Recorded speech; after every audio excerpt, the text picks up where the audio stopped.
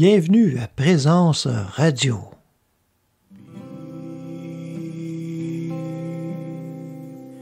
Be still, be still, and know,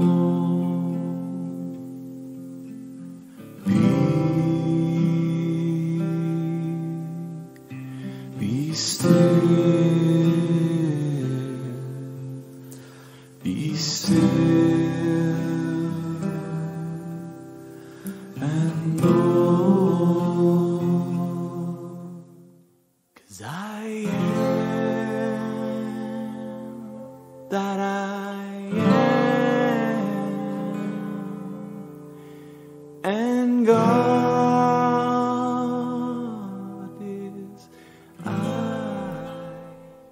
Bonjour et bienvenue à tous et toutes pour cette 6e émission de Présence Radio.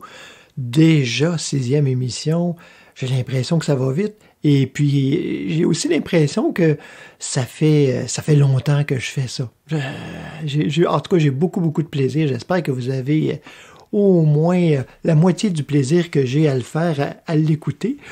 Alors aujourd'hui, dans notre émission, en première partie, j'ai envie de vous parler de l'écoute dans la voie spirituelle. Et puis, ensuite, on va avoir une chronique cinéma. Tiens, je me suis dit, on aime ça regarder des films spirituels, mais il n'y en a pas tant que ça, en fait.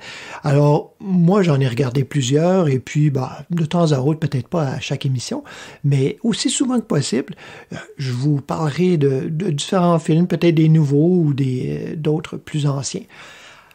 On va avoir un peu de musique aussi, quelques pièces musicales que vous allez peut-être découvrir ou redécouvrir. Et en deuxième partie, avec notre invité Yvan Marcil, un homme fort intéressant qui a touché et touche à plein de choses au niveau spirituel, dans différents degrés, différents modes. Il a été pendant au moins 15 ans dans un ordre religieux contemplatif. Il est maintenant intervenant spirituel en domaine hospitalier et il est auteur aussi. Alors, on va voir ça en deuxième partie. Il pourra nous parler de son expérience, comment c'est arrivé et nous parler un petit peu de son livre aussi que je vous recommande chaudement déjà. J'espère que vous vous êtes préparé un bon thé. En tout cas, moi, oui. Je tiens à vous remercier pour vos commentaires. C'est tellement agréable de vous lire, de savoir quelle sorte de thé vous prenez et aussi des commentaires, des suggestions. Alors, vous gênez pas, vous pouvez nous écrire directement à partir du podcast ou par courriel à noblechemin@gmail.com. Alors, pour notre sujet d'aujourd'hui, l'écoute. C'est un peu paradoxal parler de l'écoute, c'est comme parler du silence. Ça me fait toujours un peu rire. L'importance de l'écoute dans la voie spirituelle, évidemment, hein, je dis, dans nos relations humaines, c'est pas à négliger, surtout pas, mais dans la voie spirituelle, c'est comme si c'était quelque chose qu'on oubliait de faire. C'est comme si on s'était habitué à avoir ou à aborder la voie spirituelle dans un monologue, mais que nous faisons, et non pas que nous écoutons. On gagnerait, et on gagne tellement à écouter, à se disposer. À un coup qu'on s'est disposé, on a vu ça, les étapes et différentes façons de se disposer pour la méditation au quotidien aussi, parce qu'il n'y a pas juste la méditation dans la vie, on n'est pas juste assis sur un coussin ou sur un fauteuil, mais la voie spirituelle se pratique au quotidien, dans l'écoute, dans le regard. Hein? Ce regard, souvent on va parler au sens spirituel de l'écoute en parlant d'un regard. C'est regarder, comme on regarde notre amoureux, notre amoureuse. Vous voyez, c'est tout en relation, c'est tout en beauté, en douceur surtout, et j'oserais dire comme on se prépare à s'étreindre amoureusement. Vous savez, quand on se met à écouter à l'intérieur, qu'on appelle ça Dieu, le Christ, la conscience, ou peu importe, quand on se met à écouter, on se met aussi à être surpris. C'est une question d'émerveillement. Parce que, je ne sais pas pour vous, j'imagine que ça doit se ressembler, mais quand j'écoute le divin, bon, je lui parle un peu au début, là, puis des fois, je le chicane un peu, mais quand je demande à être éclairé sur un sujet, sur une situation, sur ce qui se passe, je suis toujours surpris de la réponse. C'est rarement ce à quoi je me serais attendu. En fait, c'est à peu près jamais ce à quoi je m'attends. Ça me rassure, parce que sinon, ça voudrait dire que c'est moi qui se donne des réponses tout seul. Hein? Mais c'est toujours surprenant. Et c'est toujours pas seulement différent de ce à quoi je m'attendais, mais c'est toujours mieux. Toujours plus profond, toujours plus engageant, toujours plus challengeant aussi, hein? Parce que la conscience, ça ne nous laisse pas tranquille. Hein? La conscience, je parle de la conscience avec un grand C. Là. Vous pouvez l'appeler le divin aussi. Ça ne nous laisse pas tranquille. Ça veut notre bien. Le divin veut notre bien et il le veut de toute éternité. Et maintenant. Alors c'est pour ça que ça pousse tout le temps en train de pousser. Il y a toujours comme, on a l'impression des petits problèmes, des petits bobos, toutes sortes de choses qui remontent. On dit, ben voyons donc, comment ça? On nous dit que ça ne fait pas partie du divin, ça, parce que c'est disharmonieux. Comment ça que ça remonte? Ben ça remonte pour faire de la place. Ça pousse pour sortir. C'est le divin, l'esprit, la conscience qui pousse sur tout ce tas de détritus pour être au grand jour, pour prendre la place, toute la place. Non pas que je vais disparaître, hein, non pas que Stéphane ne sera plus là, mais qu'en fait, Stéphane va être là pour vrai. Parce que Dieu est conscience individuelle. On n'est pas des automates, on n'est pas des clones. Il n'y a qu'une conscience, mais une conscience qui nous éclaire, qui nous nourrit, par laquelle on a la vie, le mouvement, l'être. Alors c'est incessant.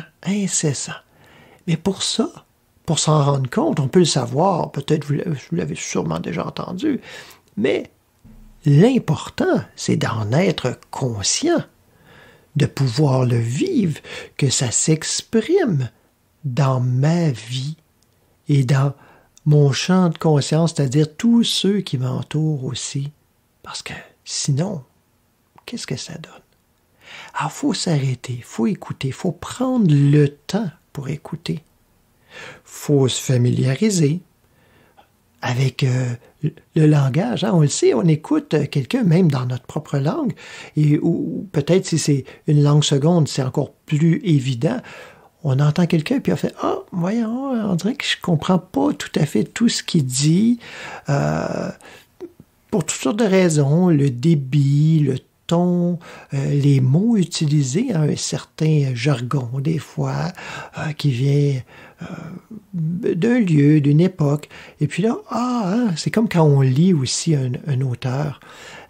Ça prend un petit moment. À un certain point, on se familiarise, puis là, là, ça coule.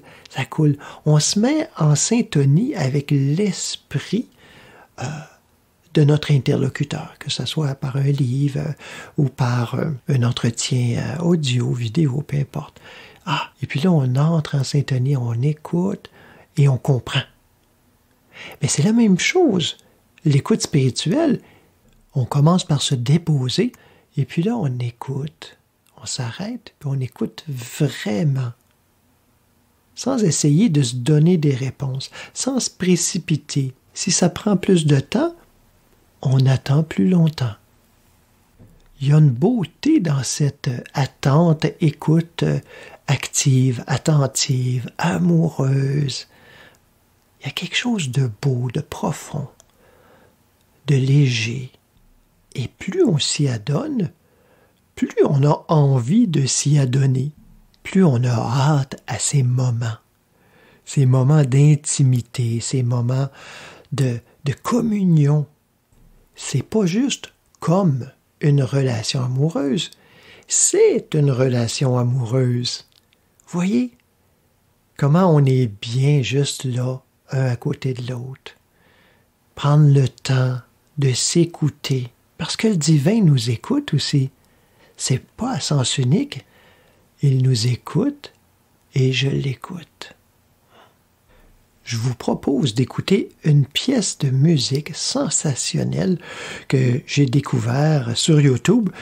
Vous allez voir dans les informations du podcast, j'ai mis le lien, vous allez pouvoir l'écouter. J'en ai mis un extrait d'à peu près 10 minutes. La pièce dure 1 heure. C'est 1 heure sans arrêt. C'est incroyable. C'est une pièce de musique indienne avec Zakir Hussain et Rakesh Chaurazia. Zakir qui joue les tablas et Rakesh qui joue la flûte bansuri. Alors, vous allez voir, c'est littéralement une divine extase languissante. Bonne écoute.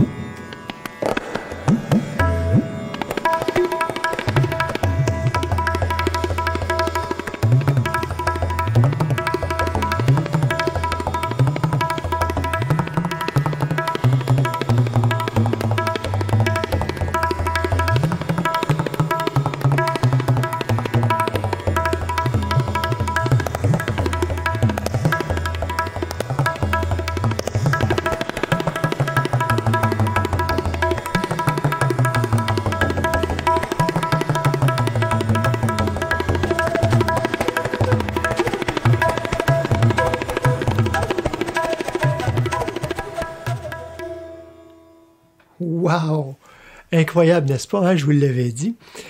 Ça me fait penser, je me permets de vous raconter une petite anecdote ici. Au tout début, quand on avait le groupe de Kirtan du Noble Chemin, alors ça fait plus de 10 ans déjà, et on cherchait quelqu'un pour faire la percussion. C'était moi qui faisais un peu la percussion, bon, de façon... c'était assez basique, mais bon, ça faisait le travail. Et puis là, tout à coup, un jour, je donnais un cours de yoga dans un studio qui avait pignon sur rue et une grande vitrine qui arrivait sur la rue même. Et quelqu'un passe devant la vitrine. C'est dans un quartier très, très, très québécois. Et tout à coup, je vois quelqu'un passer avec un turban, quelqu'un de la tradition sikh. Je fais comme, hein? J'ai eu une vision, là, tout d'un coup. Et puis là, il regarde, puis il se colle le visage. Il se colle le visage dans la vitrine, puis il nous regarde faire. Puis là, j'arrête, et puis je lui fais signe de rentrer. Je m'avance vers la porte, et puis j'ouvre la porte, je dis « Entrez, venez voir ». Et là, je me rends compte qu'il parle pas du tout français, et à peu près pas anglais. Il parle le punjabi, que je ne parle pas. Et là, avec des signes un petit peu comme ça, on arrive à se comprendre, puis il m'explique que c'est un joueur de tabla. Je fais « Ah, wow! C'est ce qu'on a besoin dans notre groupe. » Je réussis par signes et avec quelques mots à lui faire comprendre que nous, on aimerait qu'il vienne jouer avec nous. Il comprend, tout excité, et il me dit « Donne-moi ton numéro de téléphone, ma fille va t'appeler, elle parle bien anglais, et vous allez pouvoir communiquer ensemble, va pouvoir me dire à quelle heure, à quelle date et tout ça pour les pratiques. » C'était tellement drôle. Son nom, c'est Malkit. Malkit Singh. Alors, je me suis dit, on le reverra jamais. C'est probablement que j'ai imaginé tout ça. Eh bien, imaginez-vous donc, justement, que la date de notre prochaine pratique arrive. Malkit est là, avec ses tablas, et qui joue avec nous. Et qui a joué avec nous pendant, je dirais, au moins 1 an, sinon plus. Et c'était incroyable. Un joueur... je ne sais pas si vous savez ce que c'est les tablas. Ce sont de petites percussions qui généralement sont bien, bien amplifiées pour qu'on les entende bien. Lui n'avait pas besoin d'amplification. Tellement il avait la technique et le doigté. Et à chaque fois, c'était un petit peu difficile par contre parce qu'il voulait toujours aller plus vite. Ça, c'était un mot qu'il connaissait en anglais. Il disait « faster, faster ». Et là, il essayait d'aller plus vite, plus vite, plus vite. Et il aimait ça quand le rythme de la musique montait rapidement. Alors, pour le contenter, et je l'avoue humblement, pour me contenter aussi, contenter mon cœur de rocker, à chaque fois qu'on avait une soirée de kirtan, je lui faisais faire un solo de tabla. J'adorais. Les gens se levaient, dansaient. Alors, c'était vraiment fantastique. Je lui faisais faire un solo à chaque fois, ou presque. Maintenant, pour notre petite chronique cinéma, eh bien, il n'y a pas longtemps, j'ai vu un film qui se retrouve, vous pouvez le voir sur Netflix, qui s'appelle Fatima. C'est un film de 2020. C'est l'histoire des voyants de Fatima. Ça se passe en 1917 au Portugal et des jeunes qui ont une vision de la Vierge Marie. C'est pas un mauvais film, mais c'est pas non plus un grand film. C'est bien rendu, c'est bien fait. L'histoire, en fait, l'intérêt, c'est que ça nous remet dans le contexte d'une époque où on avait cette compréhension de la religion très, très doloriste, où il faut absolument souffrir, il faut expier nos péchés, il faut... c'est un peu comme un genre de marchandage, mais il y a de belles scènes, de beaux moments. Alors, c'est pas le premier film que je vous dirais de regarder, mais c'est un bon film et qui vaut quand même la peine. un deuxième film que j'ai vu il y a quelques jours à peine. C'est Conversations with God. C'est pas nouveau, c'est un film de 2006, donc ça date déjà un peu. C'est basé sur le très populaire livre de Neale Donald Walsch qui a été écrit, je crois, dans les années 95, quelque chose comme ça. Alors, je n'ai pas lu ces livres, donc pour moi c'était nouveau. Je sais que ce sont des livres qui ont influencé, aidé et inspiré des milliers, sinon des millions de personnes. Alors, j'étais quand même curieux. J'ai regardé le film...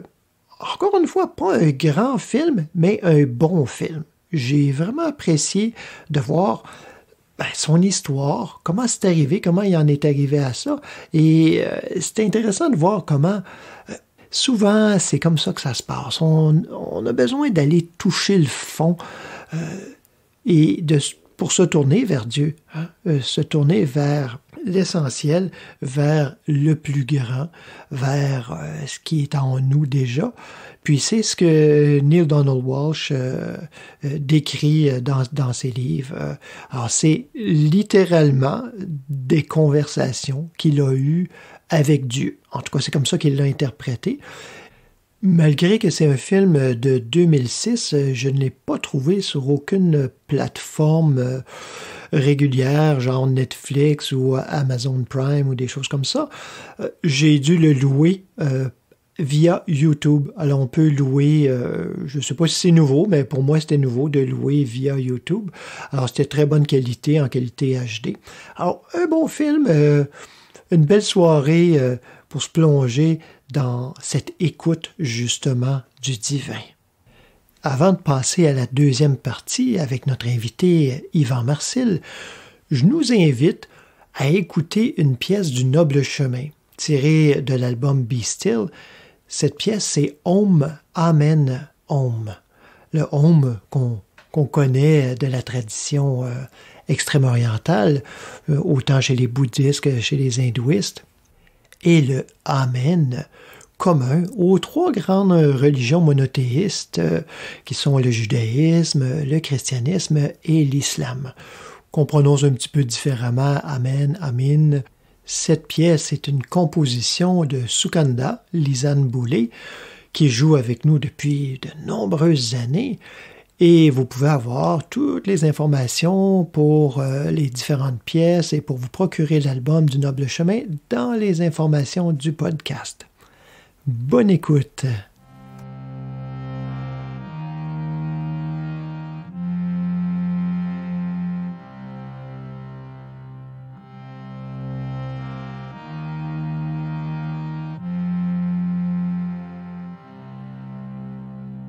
Om, Amen, Om, Amen,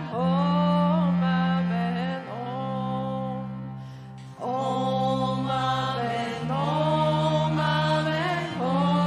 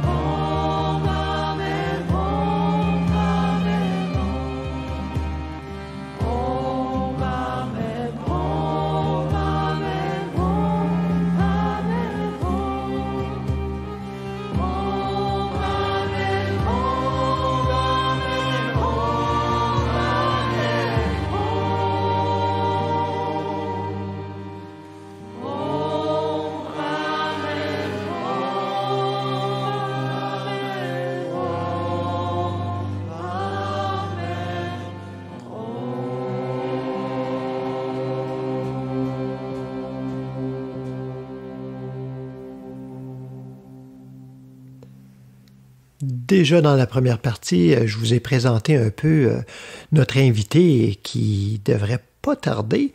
En fait, c'est pas facile toujours d'avoir des invités parce que tout le monde est bien occupé.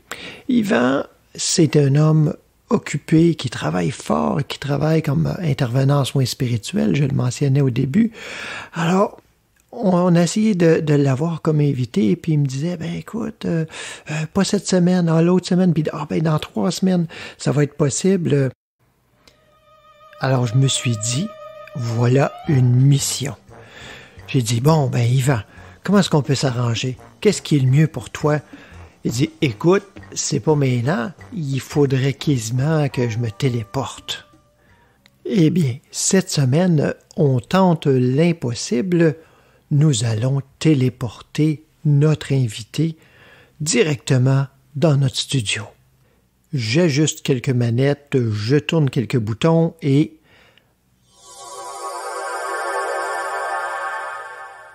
Bonjour Yvan. Salut Stéphane! Comment ça va? Ouais, ça va très bien. Hey, je suis content que tu aies accepté de venir partager avec nous parce que, ben, comme je le mentionne à l'occasion, c'est tellement intime de partager notre parcours spirituel que ben, je me sens privilégié, puis je suis certain que nos auditeurs aussi se sentent privilégiés là, de pouvoir être là, quasi live, parce que je dis, dans l'expérience spirituelle, c'est toujours maintenant, fait que c'est toujours live. Toujours live. Alors, je voulais savoir, comment c'est arrivé pour toi, le premier contact avec la spiritualité? Je sais pas, peut-être c'était de loin, de proche, je sais pas trop comment c'est arrivé. J'aimerais ça, si tu as envie que tu nous en parles. Comment c'est arrivé pour toi?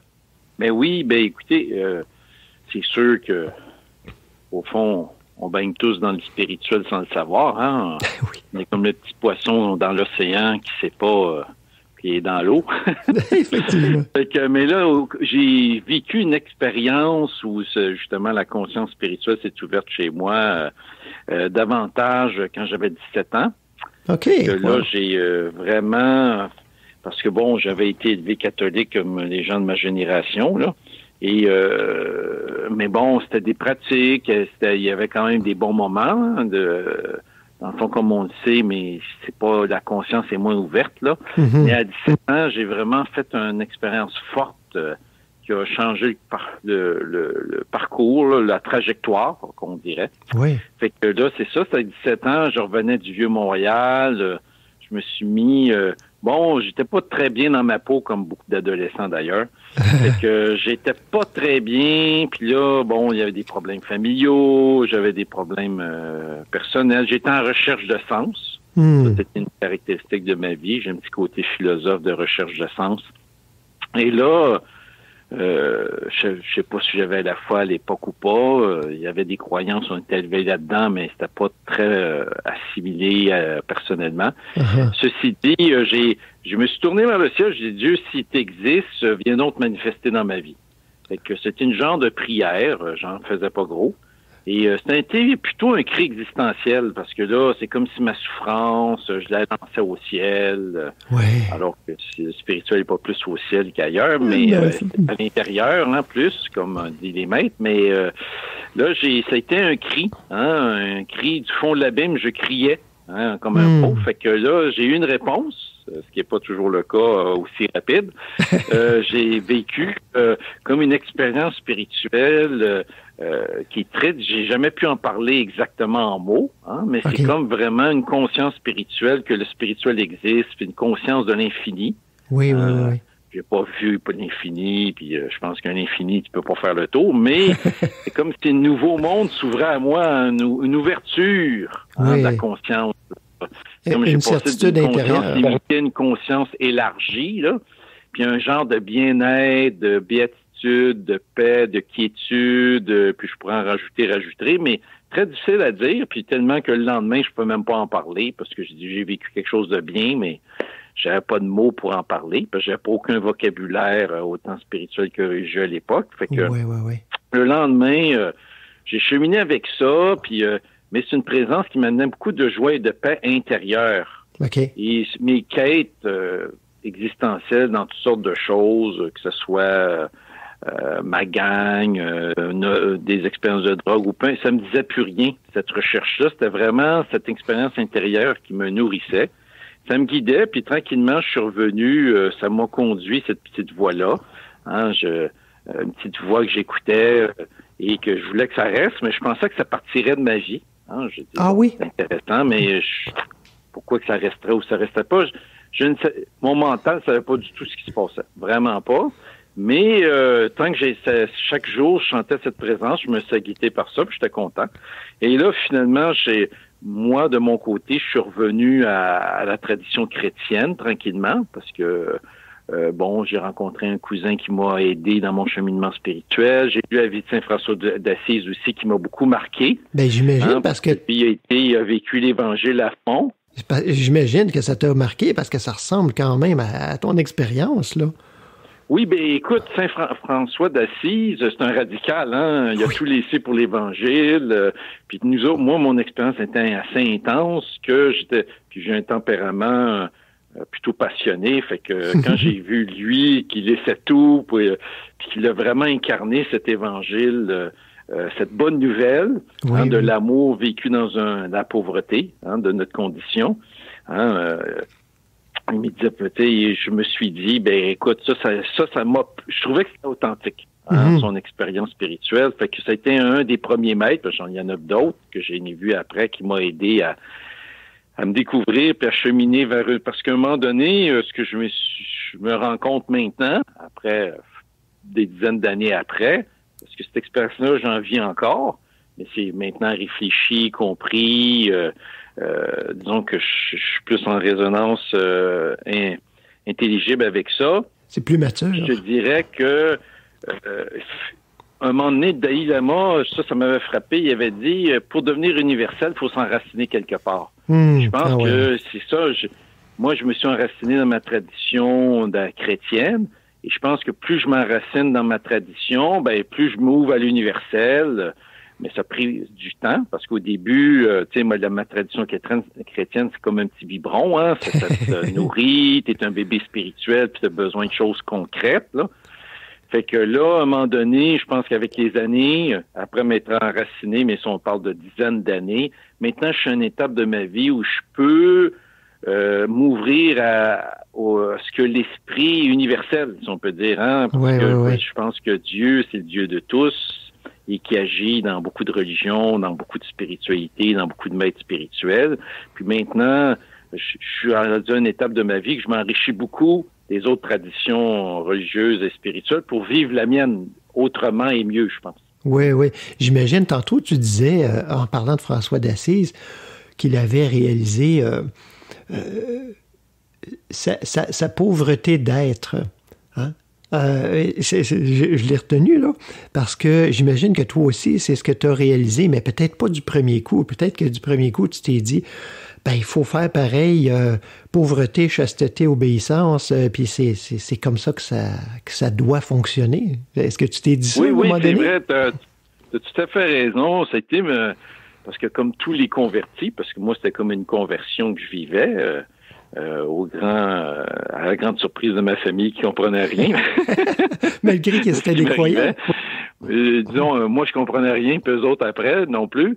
Mais c'est vrai que moi, je pensais que quand t'es un converti, t'es dans la lumière, puis là, tu veux que tout change, puis t'es pas toujours sage. Hein?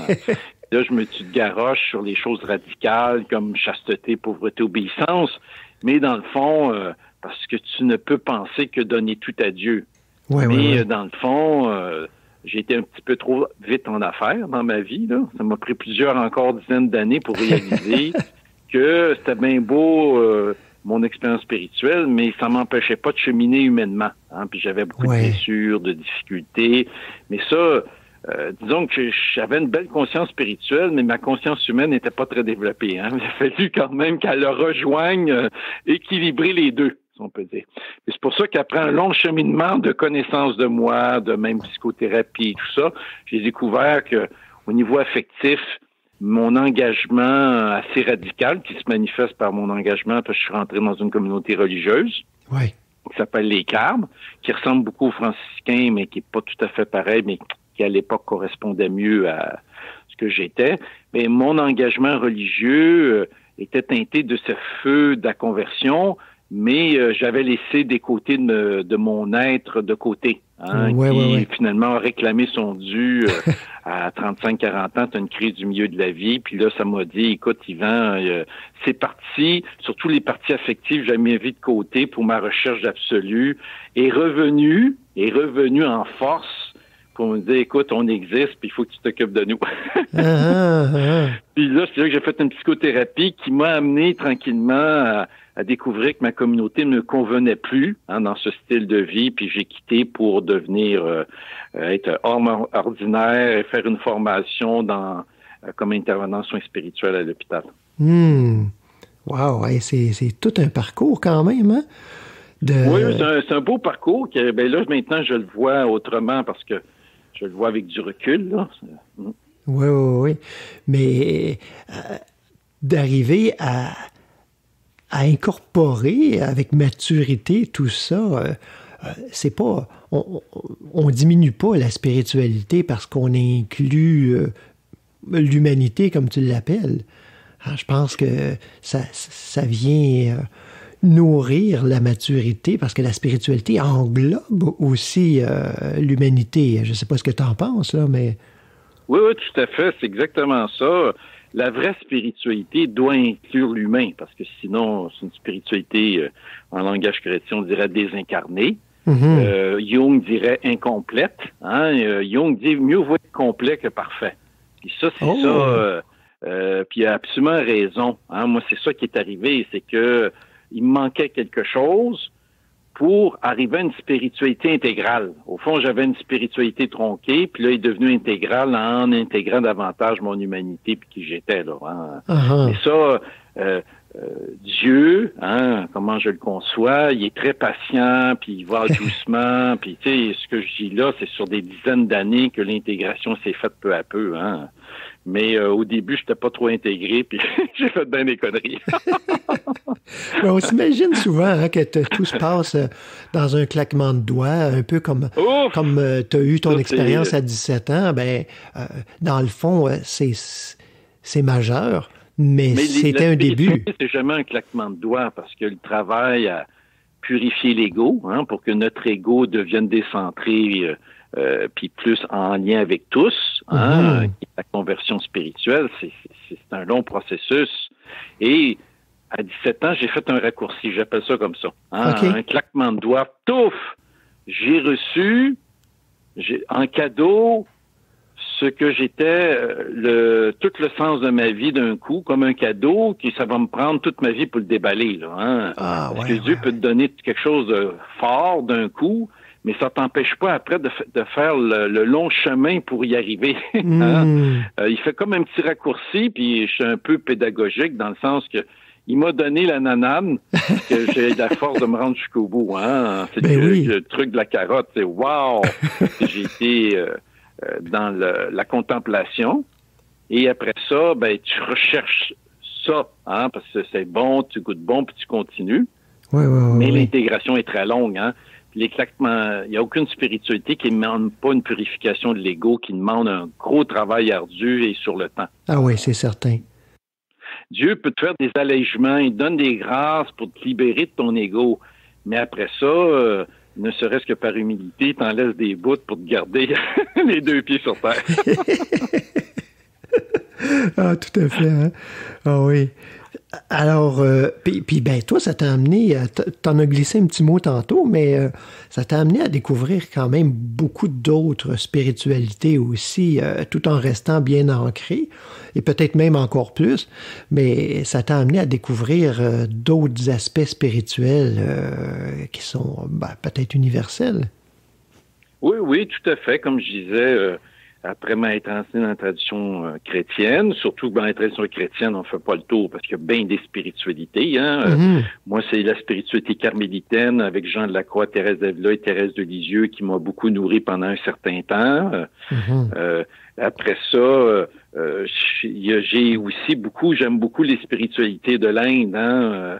L'hindouisme me fascine parce que je trouve tellement de ponts avec la foi chrétienne. Il y a aussi avec le bouddhisme. Fait que j'ai été en Inde aussi en pèlerinage, là, dans des ashrams chrétiens et hindous, les deux. Hein, pour justement, avec le Shantivanam, c'est un premier ashram chrétien fait par le Sceau. Puis les chemins de Shanti, c'est un organisme français qui fait le pont, qui fait faire des liens entre la foi chrétienne et l'Inde. Hein, et puis c'est pour ça que c'est avec cet organisme-là que j'y ai été faire un pèlerinage où on allait dans les ashrams hindous, où j'ai vécu des grâces incroyables. C'est comme si Dieu, par expérience, je vois que Dieu agit partout, il souffle partout, dans tous les cœurs, mais là, c'était très beau l'ashram de Ramana Maharshi, justement. Puis j'étais aussi dans Shantivanam, qui est un ashram chrétien, très en dialogue avec la spiritualité indienne. Oui. Fait que moi, je pense que l'avenir est là. Je pense que la foi chrétienne doit se renouveler au contact de l'Orient, parce que l'Orient a des choses à apporter, bien sûr, à l'Occident et à la foi chrétienne, comme la foi chrétienne a quelque chose qui apporte déjà en Inde.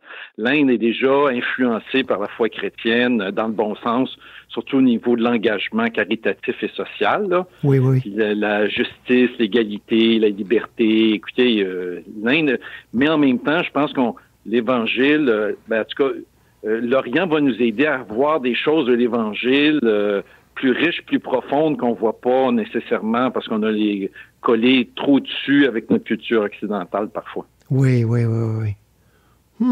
Hey, c'est vraiment fascinant, en tout cas.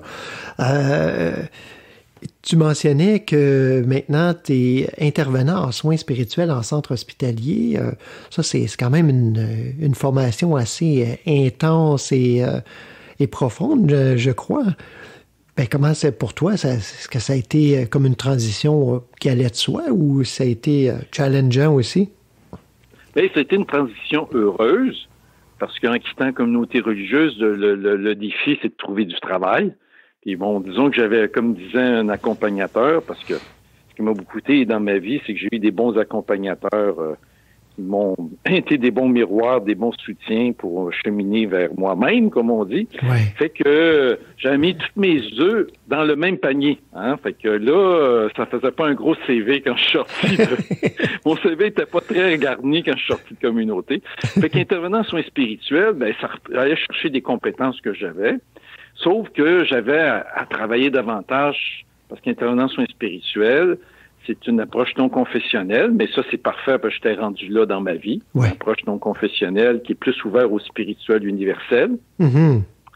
Et sauf que là, il fallait travailler encore plus sur moi-même. Heureusement, j'avais fait une thérapie qui m'avait aidé, mais pas être un bon intervenant en soins spirituels. On est en relation d'aide, de soutien. Hein? On est dans l'écoute active. C'est pas de la thérapie, c'est de l'écoute active pour soutenir la personne, l'écouter sans jugement, inconditionnellement, pour qu'elle puisse s'aider à trouver elle-même ses ressources. Hein? Fait que là... afin d'être plus complet et non nécessairement parfait. Oui, c'est ça, plus complète, c'est très bien dit. Et pour que la personne, c'est pour ça que nous, on est vraiment axé sur le spirituel au sens large, au-delà du religieux, dans le sens que le spirituel au sens large, je le dis souvent aux gens pour les aider, parce que c'est quand même, le mot spirituel, ça peut être, il y a beaucoup de choses que des gens mettent différentes choses dans ce mot-là. C'est, mettons, le sens à la vie, les valeurs fondamentales, ce qui nous anime. Hein, c'est pour ça qu'un non-croyant, qui n'a aucune religion et qui est même athée, a quand même quelque chose qui l'anime, hein, un sens, une valeur fondamentale qui va l'aider à gérer la maladie et la mort. Hein. Fait que moi, c'est pour ça que je peux vraiment, dans mon approche, écouter pas mal ceux qui veulent, hein, parler. C'est un offre qu'on offre, hein, s'il y a des gens qui ont besoin, d'autres moins, pour les écouter, ce qui fait que là, en parlant de ce qui les anime, ça peut les aider à... Parce que quand on est en hôpital, c'est un moment très difficile où on est déstabilisé beaucoup, où ça peut arriver que tu es beaucoup déstabilisé. Ouais. Et surtout, on t'apprend la maladie, t'apprends que tu t'es perte d'autonomie. C'est beaucoup de deuil, Puis c'est quand même une écoute de soutien qui peut être et c'est pour ça que là, moi, c'est ça, je suis content comme travail de faire ça, mais c'est vrai que c'est pas accessible à tout le monde parce qu'il faut beaucoup travailler le savoir-être et c'est ça, avoir une éthique. Mais au-delà de ce savoir-faire, je dirais, humain, qui n'est pas à négliger, évidemment, mais comment ton contact au divin, parce que c'est quelque chose que tu nourris au quotidien, ça, comment ça t'aide dans ton travail?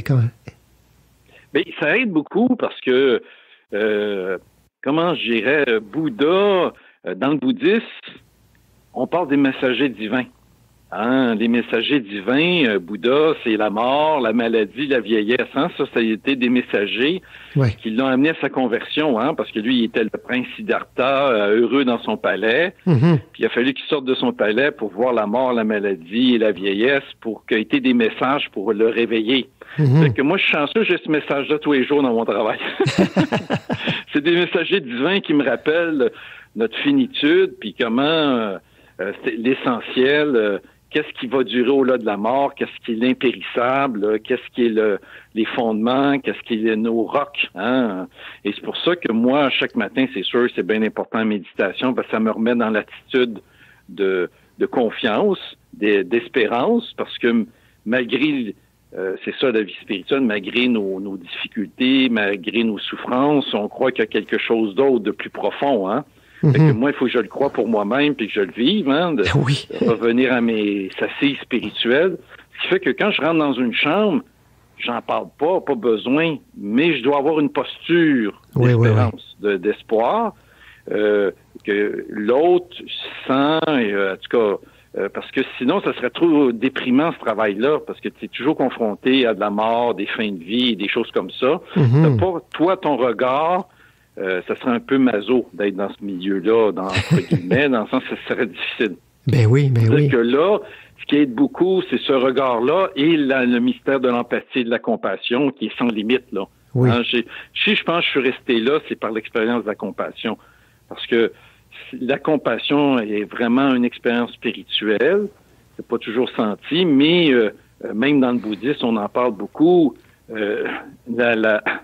Les deux ailes dans le bouddhisme, c'est la sagesse et la compassion, hein.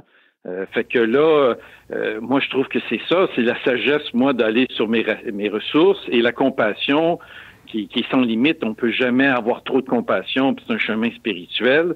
Et mon travail, je suis chanceux, m'aide à rentrer dans ce chemin-là. Hein. C'est-à-dire que c'est un avantage que j'ai dans mon travail. Et mon travail m'aide à ma vie spirituelle et ma vie spirituelle m'aide à mon travail. Fait que c'est extraordinaire pour ça. Wow! Fait un homme heureux, là. Oui, je pense qu'en partie. Parce que c'est très difficile. Je pense que pour être heureux, il faut être focalisé, pas juste sur soi, là, mais ce serait difficile de qualifier jusqu'où que je suis heureux. Mais oui, je te dirais oui. Il nous reste encore un petit moment. J'aimerais ça qu'on parle un petit peu de ton livre que tu as écrit, ça fait déjà 2 ans ou 3 ans? Oui, ça doit faire un petit peu plus que 2 ans. Oui, mais qui est plein d'actualité. Hein? C'est ce livre qui s'appelle J'aime tellement le titre. Je l'ai tellement partagé, ce titre-là, et l'ouvrage aussi, qui s'appelle De la pleine conscience à la pleine confiance. C'est tellement beau comme titre. Oui, puis en plus, c'est quelqu'un qui avait relu le manuscrit qui m'a dit « Ah, c'est ça ton titre », puis j'ai dit « C'est bien vrai ». Il était déjà dans le livre, mais je l'avais pas mis comme titre. Fait que là, j'ai dit oui, effectivement, ça a été un winner. Ben écoute, ce livre-là, je suis très heureux. C'était un petit bébé que j'avais porté en moi. Puis que dans le monde, justement, de l'hôpital, on a beaucoup la question de la pleine conscience, mindfulness, là, la pratique, hein, très popularisée par Jon Kabat-Zinn, qui vient du bouddhisme, beaucoup Vipassana, et qui, au fond, est une pratique, l'acceptation consciente de l'expérience présente. Je trouvais que c'est une beau définition de la pleine conscience. Oui. Acceptation consciente de l'expérience présente, qui est une sagesse universelle. Hein. C'est sûr que les bouddhistes, c'est des maîtres dans la conscience et de l'acceptation puis le moment présent, mais tu l'as dans toutes les traditions religieuses et spirituelles. Puis je me suis dit, wow, tu sais, c'est très à la mode, très à la vogue, la pleine conscience. Fait que c'est un beau mouvement, un beau outil pour aider avec des personnes, quoique c'est pas bon pour tout le monde, puis même trop exagéré. Je disais un article un matin que faire trop de pleine conscience, il y en a des gens, ça peut déséquilibrer certaines personnalités. Oui.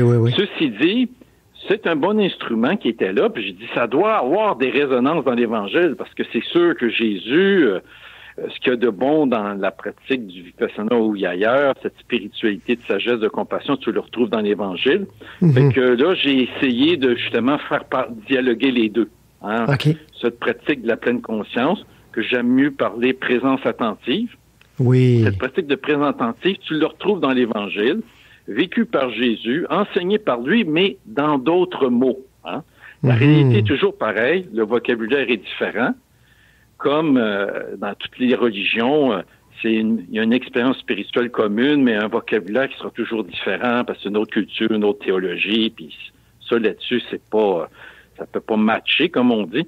Mais c'est pour ça que ce dialogue entre les deux, où je pense que quelqu'un qui lit l'Évangile peut s'enrichir de la pratique de la pleine conscience, comme celui de la pleine conscience peut s'enrichir de Jésus comme maître de pleine conscience, parce que je pense qu'il apporte quelque chose de plus dans le mouvement, qui est la confiance, justement. Ça, c'est une marque de confiance, de commerce d'Évangile, cette confiance au Père, qui nous aime infiniment, puis de la confiance d'un enfant envers le Père.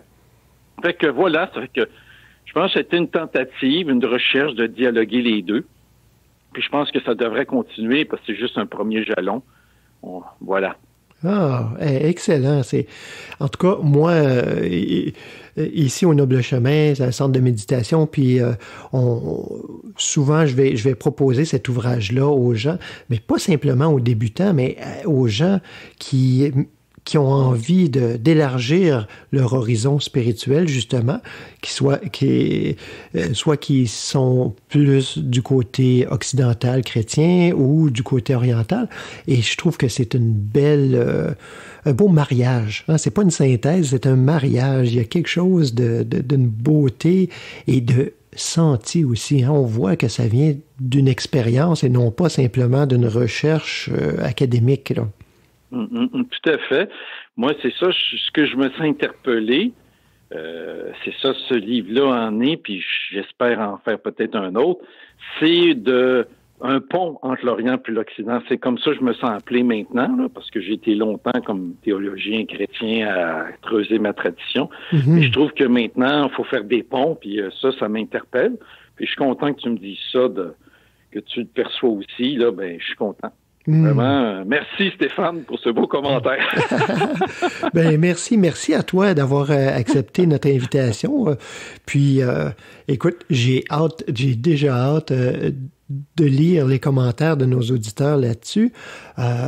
Sachez que dans les informations du podcast, vous allez avoir aussi le lien pour vous procurer ce livre-là, comme les liens aussi des différentes musiques qu'on a pu entendre au cours de l'émission. Alors, Yvan, encore une fois, un immense merci. Je te fais un câlin à distance. Oui, un câlin virtuel qui appelle, là. Oui. Et, nous autres, c'est pas virtuel, c'est un vrai câlin, même si c'est à distance. Oui. Écoute, merci à toi, Stéphane, pour ce beau partage. En tout cas, ça m'a forcé justement à me réapproprier. Puis au plaisir de te revoir. Merci. Bye-bye. Merci à vous tous et toutes qui vous êtes joints à nous pour cette émission. Ce fut un grand plaisir. Je vous invite donc tout de suite pour un rendez-vous la semaine prochaine. À bientôt. Enterprise, want to beam up.